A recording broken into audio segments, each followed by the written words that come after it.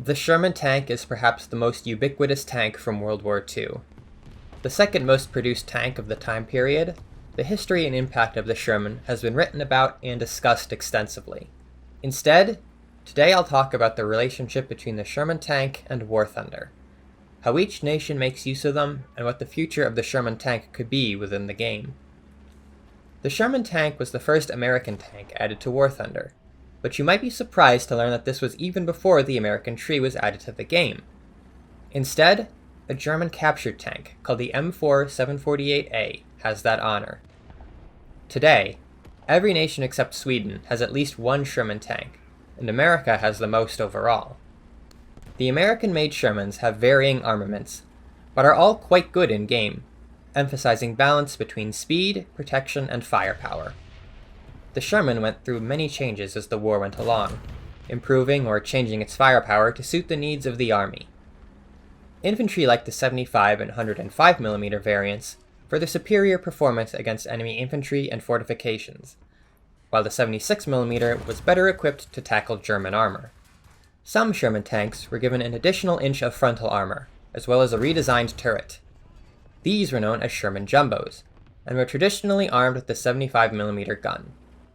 Some Jumbos salvaged 76mm guns from other knocked-out Shermans. One cannot talk about the Sherman and fail to discuss the Sherman Firefly.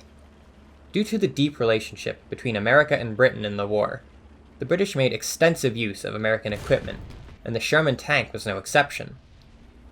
While the Sherman II is a simple export, the British also modified their Shermans to fit the 17-pounder anti-tank gun, giving the Sherman Firefly the best anti-tank capabilities of any Sherman during the war, at the expense of a severe loss in gun handling. While the American tree by far makes the most extensive use of the Sherman, other trees have identical versions, such as the premium Soviet M4A276 and Japanese M4A376. The former was purchased by the Soviet Union as part of the lend-lease program, and the latter was used by the JSDF during the immediate post-war period. The Soviet Sherman is a mix-up to its peers, who have poor gun handling if not superior firepower. The Japanese Sherman helps flesh out its tree, but still lacks tanks to be used in a lineup. Other nations have a greater relationship with the United States, and so have many more American tanks in their lineups. France, Italy, and China have multiple Sherman tanks, as well as others such as the Stuart or Wolverine. These nations utilize a variety of Shermans, from simple copies like the export M4A4 found in all three, to more unique cases such as the Italian hybrid Shermans, utilizing a combination of cast and welded hull components. France and Israel worked together to upgun old Sherman tanks. This began with an attempt to upgun the Sherman even further, in-game realized as the M4A4 SA-50, sporting a long 75mm gun inspired by the Panther tank. These developments continued as Israel purchased tanks from France and decided to upgun their own Shermans. As many nations believed heat warheads to be the future of tank combat, these Shermans de-emphasized velocity in favor of superior warheads. This culminated in the production of the M50 and M51 Super Shermans. Only the M51 is present in-game. With all these Sherman tanks, does this leave any possibility of expansion? I believe so, and the best place to start is back at the American tree. Most traditional Sherman variants, that is to say armed with medium velocity cannons, are already present. However, there are some notable exceptions. Mentioned earlier, the M4A3 chassis utilized HVSS suspension, giving these tanks superior off-road capabilities. However, there is no M4A375 in the game at all, even though it was produced in large numbers. This tank would complete the set of major production runs of American Shermans. A late war version was also made, the M4A6. This featured a new engine, hybrid hull, and was similar in appearance to the M4A4. Though it only came with a 75mm gun, it was fully functional and could be a unique, rarely seen Sherman variant. The 105mm Sherman famously used dozer blades for earth moving and other applications. Yet this is not featured on the existing M4A3 105. While perhaps somewhat silly, it's an iconic look that deserves to be available to tankers. The Sherman DD, or duplex drive, was used during the invasion of Normandy.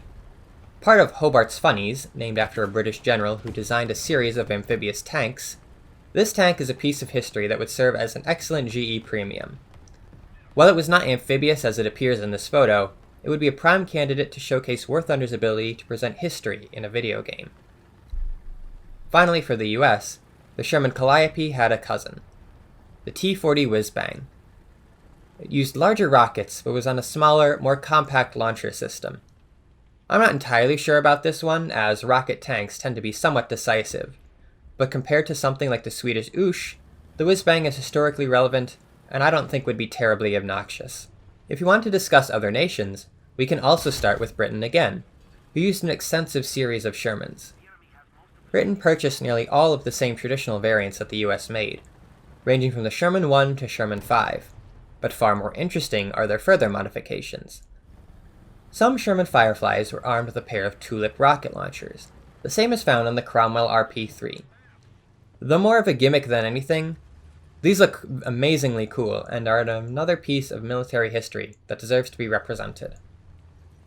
Canada also had a large role in the development of the Sherman tank, being the northern neighbor of the US.